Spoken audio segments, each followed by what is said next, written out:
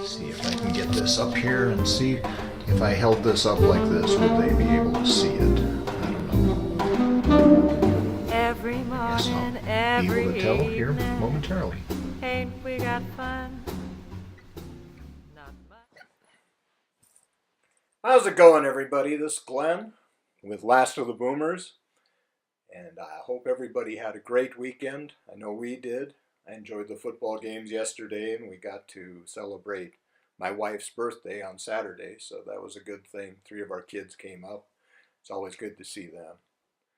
I wanted to finish kind of what I started last time. Last time I covered who I was as far as background and details now and so on. I want to talk a little bit about what to expect from this channel, at least what I'm thinking I want to be doing at this point in time. Um, One thing I probably said already is that I'm pretty much all about the music. Um, I'm not particularly interested in the collectability of things or the price of them or filling out, that I have every one of XYZ's recordings or that I have first pressings or anything like that. Now, I will say that I'm pretty picky about which pressings I have as far as the sound of it, but whether that's, a third pressing and it's the most common one out there or whatever, that really doesn't make any difference to me at all. Um, Next thing is, I wanted to say that I'm pretty much format agnostic. That's one thing that kind of kept me from posting here for a while was, vinyl community. I thought this was all about vinyl, and while I certainly enjoy vinyl and appreciate it, um, and that's the majority of where my money goes now, that's for sure. Um, I'm not only vinyl. In fact, I'd say probably my time is spent a third, a third, a third. Third of it being vinyl listening, third of it being CD listening, and then the last third being streaming, and I stream from Tidal almost exclusively. Um, Most of what I listen to actively when I'm really sitting down, and trying hard not to look at my phone, not to do anything else like I know we all do, then it's vinyl generally that I'm listening to. Although sometimes it's CDs.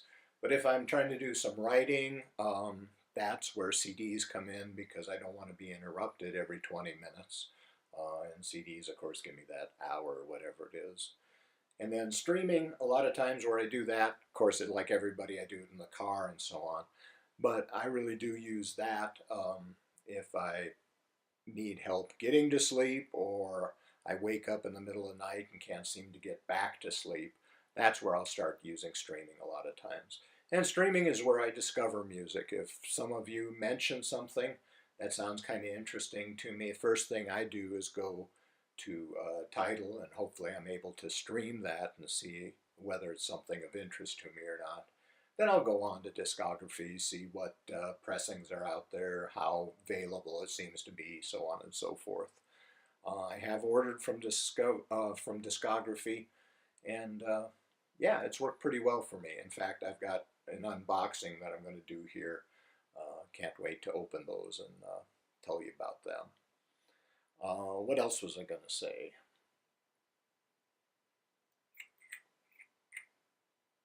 Oh, I'm not looking to amass this huge collection. I mean, I am in awe of what you guys have on your walls and so on. But my path has really kind of taken me in a different direction. I'm kind of all about minimalism, or at least I try to be. Actually, in truth, is I'm a recovering hoarder.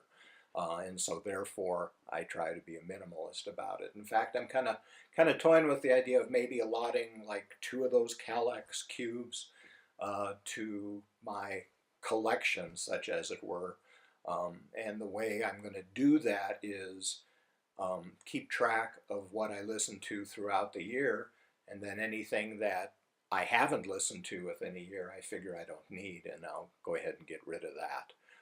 Hopefully that keeps my shelves clear. If a year is too long and I start getting backlogged on it, I'll up that to 6 months or whatever. Point is, though, I want stuff that I'm actively listening to. Again, it's about the music. Sure, there'll be some nostalgia I'll probably keep, you know, whether I'm listening to it or not. But generally, it's going to be music that I'm listening to, and like most of us, I think those that I like, I want to listen to more than once and put back on the shelf. Um, so yeah, that's kind of where I'm at with that. When I do reviews, it'll be stuff that I'm interested in, and have been listening to for some time. I probably won't be too concerned about the latest and greatest. I rarely get things that are just coming out, so you won't be able to use me as a news source or anything. As far as my musical interests, I kind of have two obsessions. Well, really one at the moment, and that is I really want recordings that I can tell what I'm listening to is the recording and the artist as they actually played the piece. That doesn't mean as far as, I'm on this thing audiophile wise of wanting exactly how it was recorded, the most honest speakers and stuff. No, what I'm talking about is I want as little as possible processing. For instance, Chesky records, which you'll hear me talk about a lot. Basically, they're using one binaural microphone.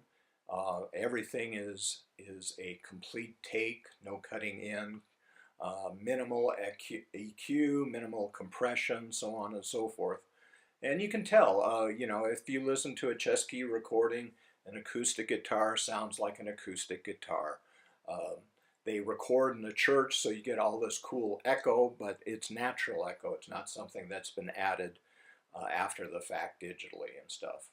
Ironically and kind of sadly, most Chesky stuff isn't available on vinyl. It's mostly out on CD, so Chesky is definitely one I look for and add, but I add it in CD form, really, because I have no other choice. But you'll find that on other CDs. There's a lot of, old, especially older CDs and especially like jazz CDs, and of course, not just CDs, vinyl too. Older recordings, whether vinyl, CD, whatever, that come out pretty much just as they were played. Now, one thing is, now I'm very into live recordings of anything that's been done recently. That's because the recording quality of live is so amazing these days. But it used to be just the opposite back in the 70s and so on when I was really starting to be active in music. I very rarely wanted to get a live recording because they sounded terrible. Yeah, it was kind of cool to see, the ambiance, the energy that a band had. And I listened to them for that at times. But ultimately, live didn't used to be a thing for me. Now it's an incredibly important thing and something I'll be talking about a lot. As far as audiophile, I think I mentioned audiophile.